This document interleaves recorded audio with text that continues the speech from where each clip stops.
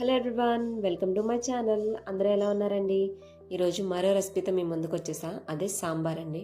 మీరు కూడా డెఫినెట్గా ట్రై చేయండి, చాలా బాగుంటుంది. రెసిపీలోకి వెళ్ళిపోతాం. ఫస్ట్ కుక్కర్ తీసుకుని అందులో కప్పు కందిపప్పు వేసుకొని కొన్ని వాటర్ పోసుకొని కందిపప్పుని బాగా కడగాలండి.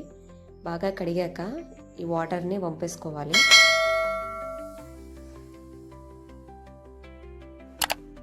ఇప్పుడు మళ్ళీ కందిపప్పులో కొన్ని వాటర్ పోసుకొని కొంచెం పసుపు, కొంచెం నూనె కూడా వేసుకుని కుక్కర్ మూత పెట్టుకుని స్టవ్ మీద పెట్టుకుని 5 విజిల్స్ రానివ్వాలి. ఒక గిన్నె తీసుకుని గిన్నెలో కొంచెం చింతపండు వేసుకొని వాటర్ పోసుకొని చింతపండు నానబెట్టుకోవాలి. ఇప్పుడు మరొక గిన్నెలో వాటర్ పోసుకొని వెజిటేబుల్స్ అన్నీ వేసి బాగా కడిగి వెజిటేబుల్స్ని కట్ చేసుకుందామండి. కట్ చేసుకుని వెజిటేబుల్స్ని పక్కన పెట్టుకుందాం.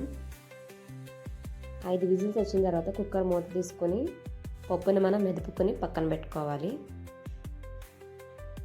ఇప్పుడు స్టవ్ ఆన్ చేసుకొని ఒక కడాయి పెట్టుకొని అందులో ఆయిల్ వేసుకొని పోపు దినుసులు, వెల్లుల్లిపాయలు, జీలకర్ర, ఎండుమిర్చి, కరివేపాకు వేసుకొని బాగా ఫ్రై చేసుకోవాలి. ఇది ఫ్రై అయ్యాక కొంచెం ఇంగువ కూడా వేసుకొని ఫ్రై చేసుకోవాలి. ఇప్పుడు మనం కట్ చేసి పెట్టుకున్న వెజిటేబుల్స్ని ఒక్కొక్క దానిగా అందులో వేసుకొని ఫ్రై చేసుకోవాలి.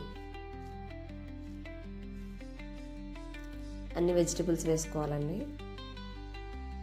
ఇవి బాగా కలుపుకొని మూత పెట్టుకొని ఒక 5 నిమిషాలు ఉడకనివ్వాలి. 5 నిమిషాల తర్వాత మూత తీసి మళ్ళీ బాగా కలిపి కొంచెం ఉప్పు వేసుకొని మళ్ళీ బాగా కలిపి మూత పెట్టుకుని ఈ వెజిటేబుల్స్ అన్నీ 80% ఉడికే వరకు ఉడకబెట్టుకోవాలి. ఇవి బాగా మగ్గిపోయి ఉడికిపోయాక ఇందులో ఇందాక మనం మెదడు పెట్టుకున్న కందిపప్పు కూడా వేసుకొని బాగా కలుపుకోవాలి. ఇది కలిసిపోయాక మనం నానబెట్టుకున్న చింతపండు రసం కూడా వేసుకుని బాగా కలిపి చిటికెడు పసుపు, 1 టేబుల్ స్పూన్ సాల్ట్, 2 టేబుల్ స్పూన్ల కారం కూడా వేసుకొని ఈ సాంబార్ని బాగా కలిపి సాంబార్ని మరగనివ్వాలండి. ఇది ఇట్లా మరుగుతూ ఉండగా ఇందులో మనం సాంబార్ పౌడర్ కూడా వేసుకోవాలి.